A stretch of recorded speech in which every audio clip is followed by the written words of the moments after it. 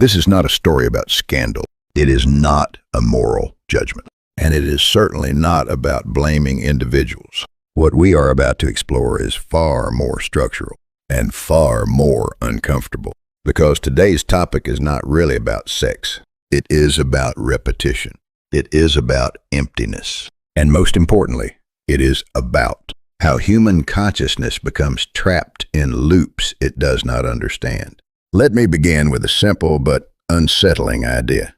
Most people believe they are making choices, but in reality, they are executing patterns. Patterns shaped long before the moment of action.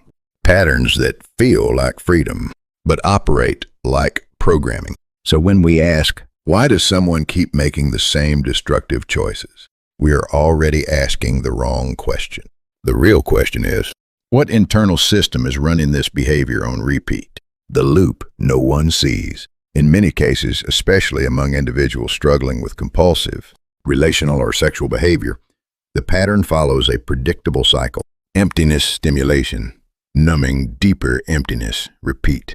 This is not random. This is not weakness. This is a self-reinforcing psychological loop. Let's break it down. 1. The illusion of desire. At the surface level, it appears to be about pleasure, impulse, attraction, excitement. But beneath that surface, something else is happening. The behavior is not driven by desire. It is driven by deficiency. A person does not pursue stimulation because they are fulfilled. They pursue it because they are trying to feel something at all. In many cases, the underlying question is not, do I want this person? It is, do I still exist?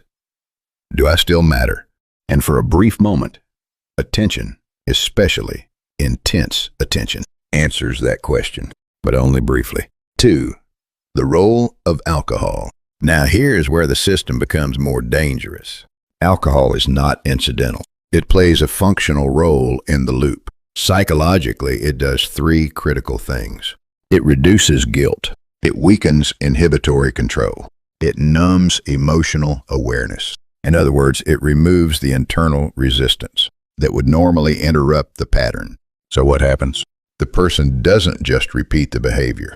They repeat it more easily, more quickly, and with less awareness each time. Over time, this creates a state where you still think, I shouldn't do this, but you no longer have the capacity to stop yourself. 3. Compensation through consumption. After the behavior, and often after the emotional crash, another pattern emerges. Consumption, shopping, spending, external acquisition. Why? Because the mind is attempting to repair internal deficiency with external input. But here's the problem. You cannot fill an internal void with external objects. So no matter how much is consumed, the equation never balances. 4. The core experience, emptiness. Eventually, everything fades. The stimulation fades. The distraction fades. The numbness fades. And what remains is something far more difficult, raw emptiness. This is the moment most people cannot tolerate. So instead of confronting it, they escape it.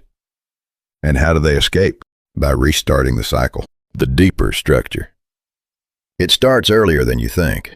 To truly understand this, we need to go deeper into developmental psychology, because this pattern rarely begins in adulthood.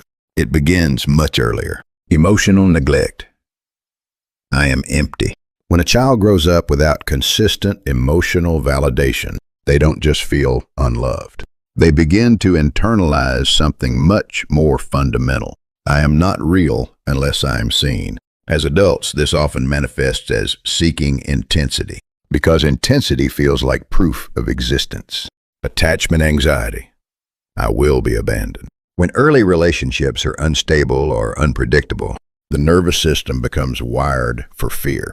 Not fear of pain, but fear of loss. So relationships are no longer about connection. They become about preventing abandonment at any cost. And sometimes intimacy, especially physical intimacy, is used as a tool to secure that connection. Boundary collapse. I cannot control myself. In environments where personal boundaries were not respected, a person may never fully develop a sense of internal authority. They struggle to distinguish my desire versus your desire. My choice versus my reaction. So instead of acting from intention, they react to stimuli. And over time, reaction becomes identity. Adolescence, where patterns become identity. Adolescence is not just a phase of growth. It is a phase of encoding. Three forces converge: biological intensity hormones, social comparison, peer validation, identity formation. Who am I? And in that convergence, a critical association can form. I value how others respond to me. If attention, especially sexual. Attention becomes the fastest way to receive validation. The brain learns. This is the answer. And once the brain labels something as the answer, it will reuse it again and again. When sex and value merge, at a certain point, something shifts. Sex is no longer about connection. It becomes currency, a way to gain validation, maintain attention, avoid abandonment. And when that happens, a person no longer experiences themselves from within. They experience themselves through the eyes of others. The final trap, escalation. Here is the most dangerous part of the loop. It doesn't stay the same. It escalates because the brain adapts. What once felt intense becomes normal. What once felt enough becomes insufficient. So the person seeks more intensity, more risk, more frequency. And yet, the outcome never changes because the problem was never the intensity. The problem was always the emptiness underneath. The truth most people avoid. Let me say this clearly. This is not about sex. It is not about alcohol. It is not even about environment. At its core, this is about one thing: an inability to face inner emptiness. And as long as that emptiness is avoided, the loop will continue. No matter how much discipline is applied, no matter how many resolutions are made, the turning point. So here is the question that matters. Is this truly what I want? Or is this what my conditioning is pulling me toward? The moment you can ask that question honestly, without distraction, without avoidance, something shifts, because awareness does something that force cannot. It interrupts the loop. Final message. You do not break patterns by suppressing behavior. You break patterns by seeing them clearly. And once you see the structure, you are no longer trapped inside it.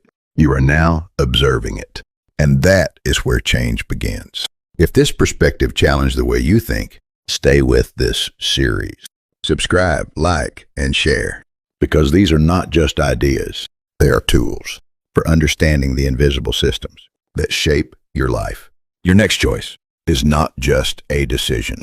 It is a direction, and it may determine whether you continue the loop or finally step out of it. In the next lecture, we will go even deeper, not just into behavior, but into the neural and psychological mechanisms that turn temporary pleasure into long-term dependency. Make sure you don't miss it.